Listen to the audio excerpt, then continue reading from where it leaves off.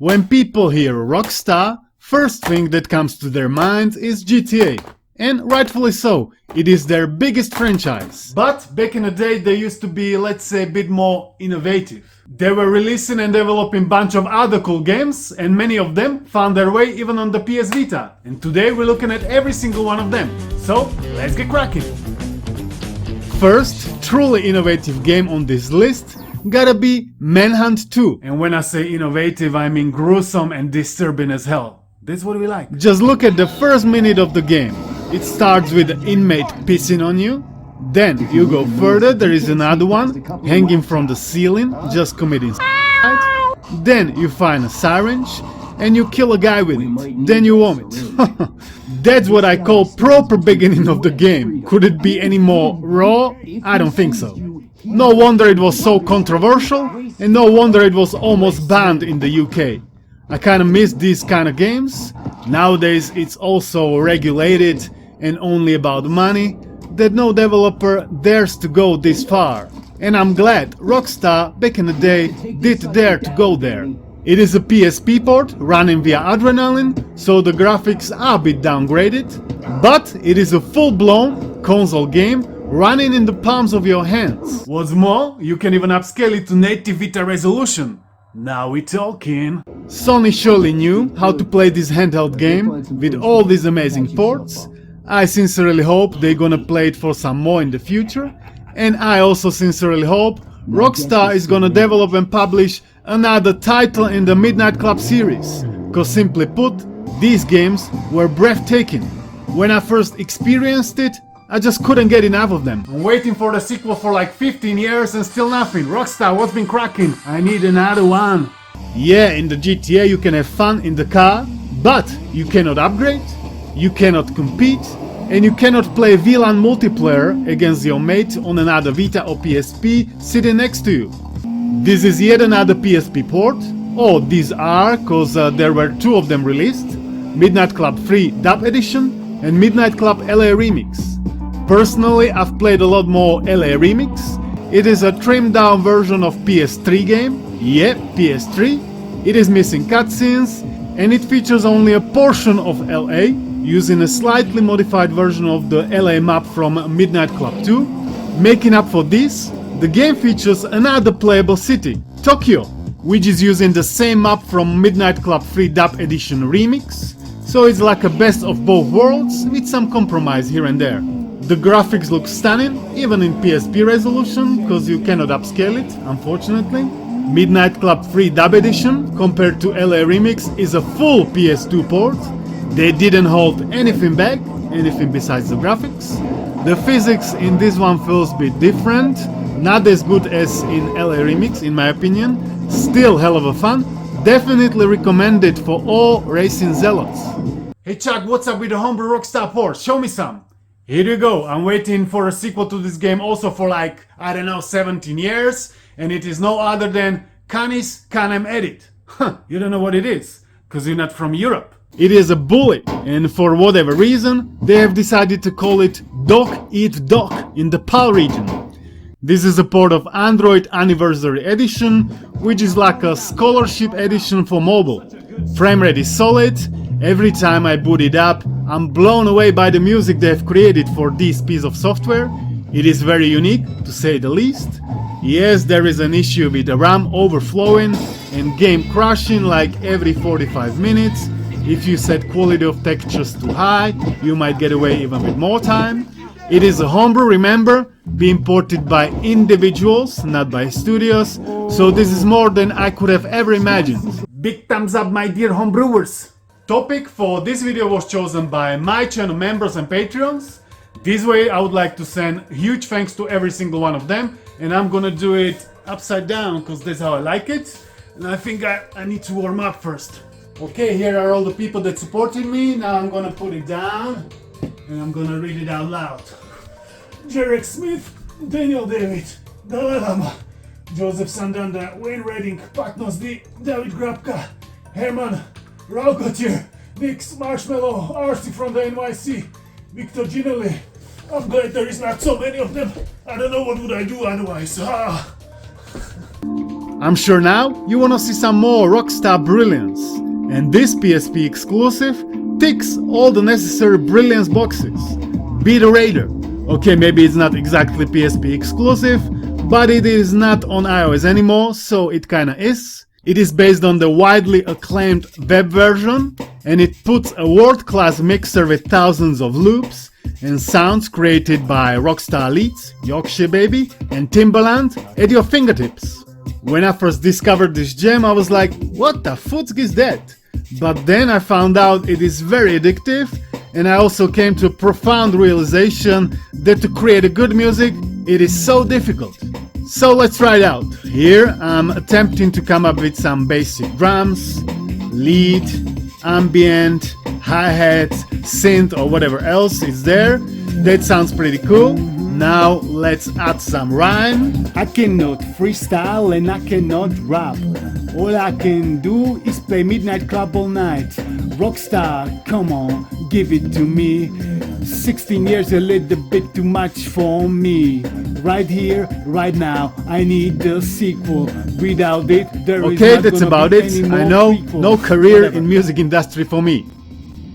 Let's get back in time a little bit into the 2001 and let's look at the Italian Job. Inspired by Driver series, the predecessor of 3D GTA, Rockstar only published it, but in my book Discounts, this PS1 game has only one good feature, that you can drive around in the faithful recreation of London or Turin. The racing feels good, but the gameplay feels shallow and honestly there is not much to do. So let's rather move 1 year back to the year 2000 and to the Wild Metal, developed by DMA Design. This is now a Rockstar Nov for Windows and Dreamcast. We are checking out the Dreamcast version. Vita is very weak in terms of Dreamcast emulation, I'm sure you know that. I went as far as to see the initial logo and then nothing. No surprise. The logo really teased me though, so I've transferred the ISO into my Odin 2 to get a glimpse of what it is.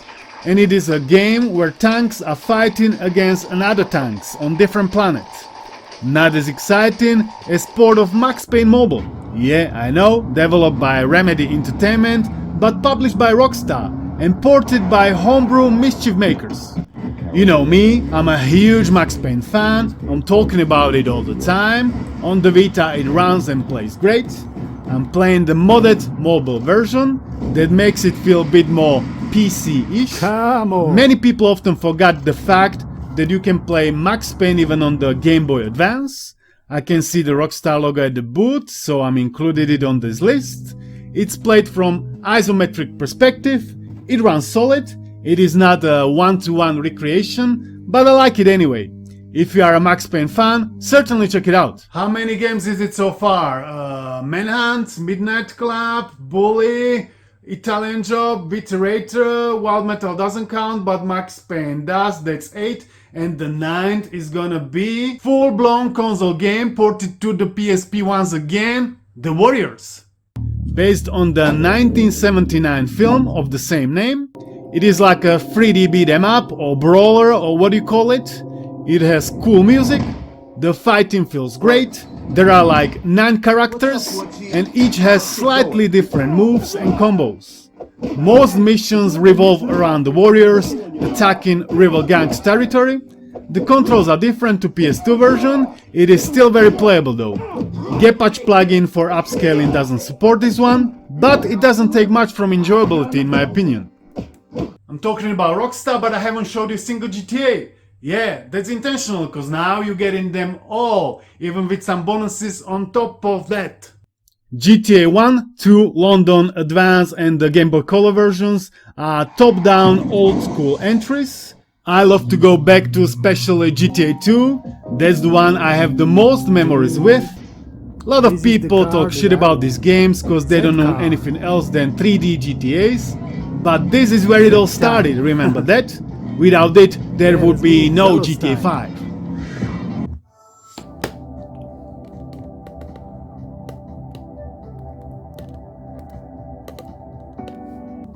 3D GTAs are great too. The whole original trilogy is playable on the Vita. A lot of people are still kinda surprised by this fact, but yeah, you can play all 3 of them. GTA 3 and Vice City are the reverse-engineered PC ports, and San Andreas is a mobile port.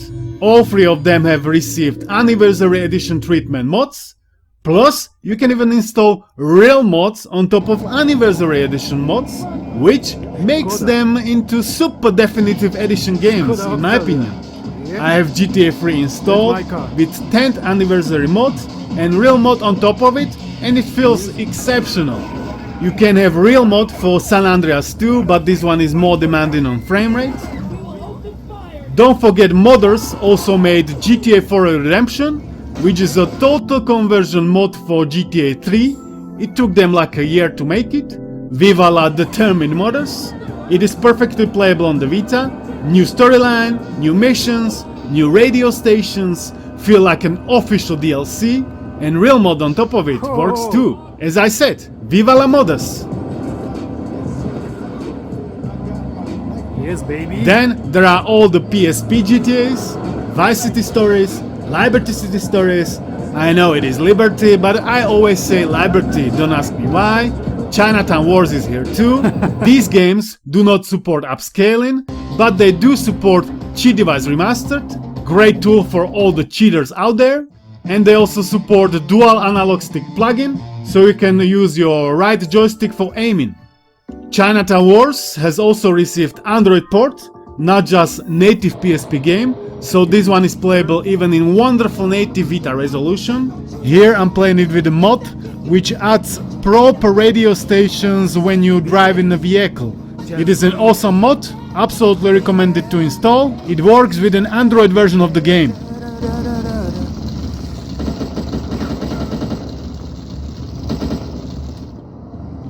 And again, we cannot forget about the total conversion mod for Liberty City Stories, GTA Sindacco Chronicles. It is made by Forelli Redemption guys. Definitely recommend it.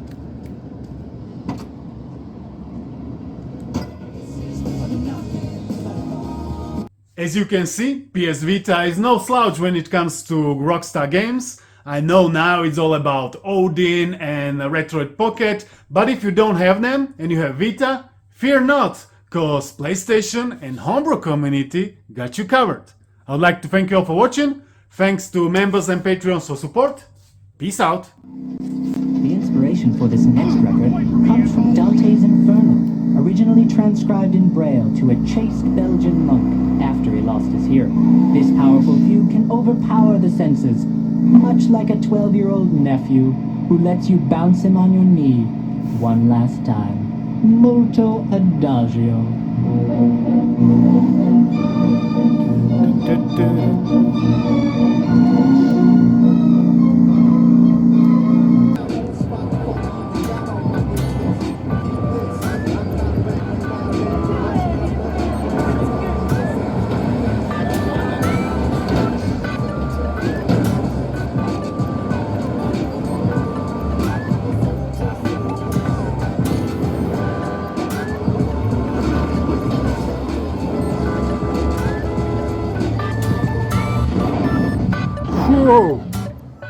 I was thinking about what kind of outro should I make for Rockstar video, and I came to a conclusion that it needs to be a cover of a band that I always wish was included in a GTA but never was, never were. Doesn't matter, let's get into it.